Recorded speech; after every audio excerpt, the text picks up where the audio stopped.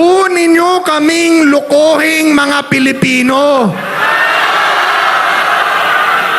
Kung seryoso ang gobyernong ito sa pag-usig sa mga nakakuha ng yaman sa pamamagitan ng illegal means, bakit hindi nyo arestuhin ang mga sangkot sa flood control?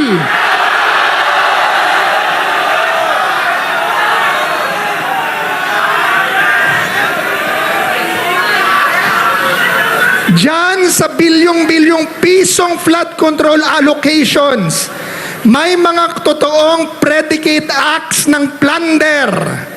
May mga testigo na, may mga affidavit na mula sa mga kontratista. May mga katibayan ng malinaw na sinasabi sa nagdaang pagdinig sa Senate Blue Ribbon Committee.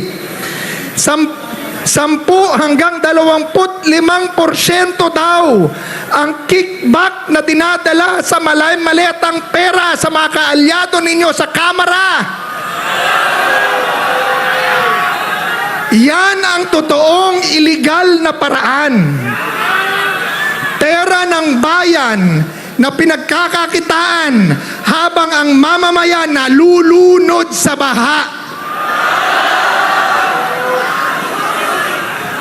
Ngunit, nasaan ang warrant of arrest para sa kanila? Nasaan ang mabilis na aksyon ng ombudsman para sa mga opisyal ng administrasyon na hayagang itinuturo sa bilyong-bilyong pisong flood control scam? Wala! Wala!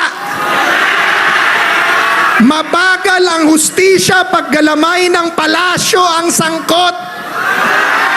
Pero pag kay Marcoleta na nangunguna sa pag-iimbestiga sa anomalya sa Senate Blue Ribbon, napakabilis ninyong mag-imbento ng kaso.